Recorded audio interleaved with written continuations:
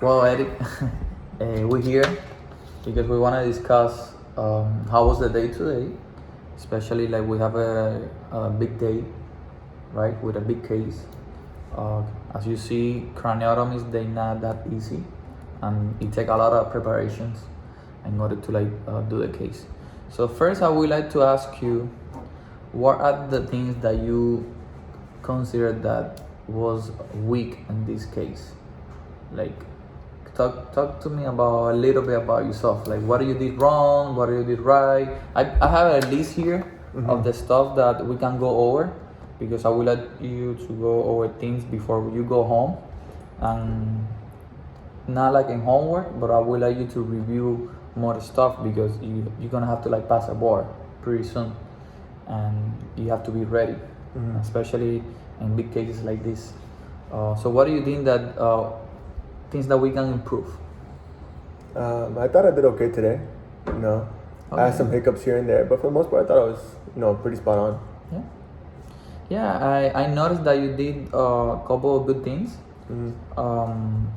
You have a lot of positive stuff, especially you enthusiastic to work, and you have good communication skills, and you act really professional, and you are a team player, which is something that is gonna help you a lot through this career. And the fact that you humble and you accept the explanation that I explained you before, it make me understand that you're a kind of person that you like people to help you. However, I want to go over some bullet points that I wrote, because I think that we have to address a couple things, especially because you're a junior and you're gonna be in this profession, and sometimes it's gonna be tough. Not tough only with CRNAs, but it's gonna be tough with attendings, and it's gonna require a lot of knowledge and a lot of skills that you're gonna acquire now, and you're training at FIU because you're an FIU student, right? Okay, so you have to make proud FIU. Yeah. Right? Of course. Okay. Go Panthers. Exactly, go Panthers. So the first thing that I wanna address is you arrive in time. What do you mean? Yeah, you came at 6:45, right? I mean, that's okay. No. Okay. You have to understand that when you have a case at 7 in the morning, you need to get prepared and be ready. You cannot arrive 15 minutes before, and I'm gonna explain you why. If you go and you research about a craniotomy case, you would notice that you have a lot of preparation to make. Like, for example, you saw that I did a propofol drip, that I did the remifentanil drip, that we set up the airway, we put a hotline, we make sure that everything was working. Those kind of things that you gotta be ready. Especially, you have to go to your attending. Yeah. And you guys have to talk about the case. What would be the plan? Because sometimes every surgeon, he wants a different things, right? So I think that we can get better at this. Next time, try to get at least 45 minutes before the case, so you will have time to check the machine, do the meds, discuss the case. Okay. That's a key point that you're gonna need in this career. Also, I noticed that that we use a lot of ANSEF in most of the patients, right? But these patients have allergies to penicillin, right? So you have to be aware about patients' allergies as a random. And I noticed that you checked the ID band, and also you checked that it was the right patient, the right surgery. When we did the timeout, that's something that you did pretty good. But just try to pay more attention to these details, and don't try to act right away. If you're not sure about something because the patient didn't have the allergy band, you can ask the nurse. At the end, we all a teamwork here. That's another thing that I noticed. Try not to use your cell phone, Eric, because if you have an emergency, you always can ask to step out and make a call, because we all professionals and we all have emergency. We have kids, we have family, but it is kind of rude and not professional to use the cell phone in the OR, because if the surgeon see that you're using the phone, he probably gonna think that you're not paying attention to taking care of the patient. And also, if a nurse see that you and the phone and Instagram, Facebook, it's not professional. You here, you're taking care of the patient is sedated, patient is using a lot of drugs that can affect the hemodynamic. So you have to be constant vigilant. And vigilant, now that I mentioned that word, is one of the 4 steps of the ASA, the American Association of Anesthesiologists. So without vigilance, we don't have nothing. Okay, so I noticed that I told you to give 5 milligrams of ephedrine, but instead you gave 25 I thought you said 5 milliliters. milliliters. Yeah. Okay. You know what's the effect of ephedrine? In high doses, right? And what can happen to patients, especially this patient that is a craniotomy, and we're trying to keep a level of blood pressure. But yeah, I realized that maybe we need more open, close communication, close the loop, always reassurance is good. And if I ask you to give 5 milligrams, the good thing is the best thing to do is reply back to me.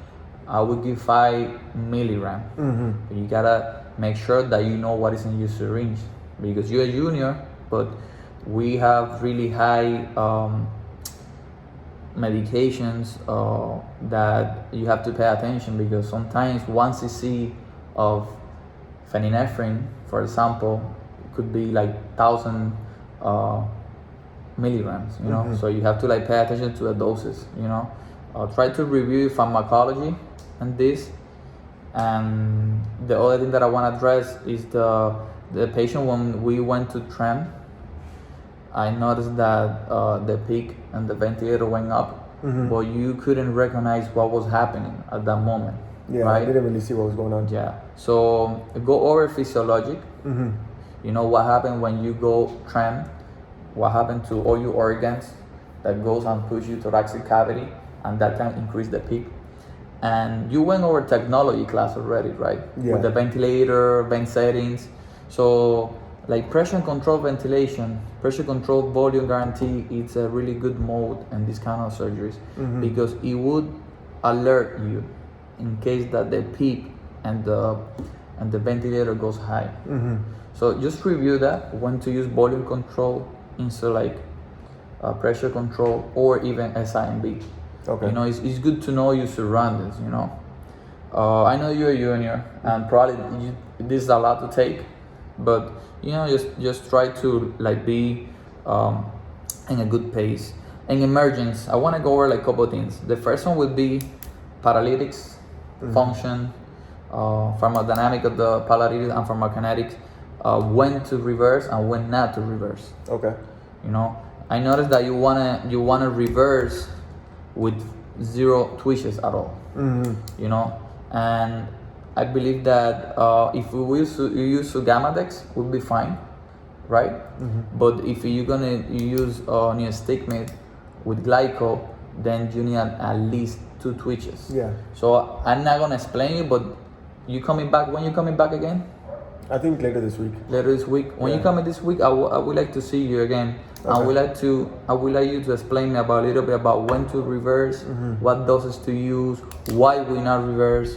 That's something that I want to lay you like a homework assignment for you. Okay. So we can go over it next time. And I want to ask you why we use OPA in emergent. Because we were just about to extubate the patient, but I noticed that you didn't put a outer airway or a soft bite block. Why you didn't put an OPA in this patient? To be honest, it just slipped my mind. But we would want to use it, I think, to maybe stop the patient from biting down on the tube, right? Exactly. And what happens when patients bite down the tube? What can happen? I think you have negative pressure in our lungs, right? So Exactly. We want to prevent an increase of pulmonary pressures, right? We don't want any patient with pulmonary hypertension or edema. Then the patient is gonna have to stay intubated, then transfer into the ICU. We want to prevent that. Besides the biting, so try to always think about this, especially young people. Young people, most of the time, I would say like 99.9%, they need an OPA. Yeah. At least that it's something that they coughing and you realize through your assessment objective that they need to take the OPA out. But always think about those things. Besides that, I think that you did pretty good. There is a lot of work to do. I know that you have the enthusiasm and you have the energy to do.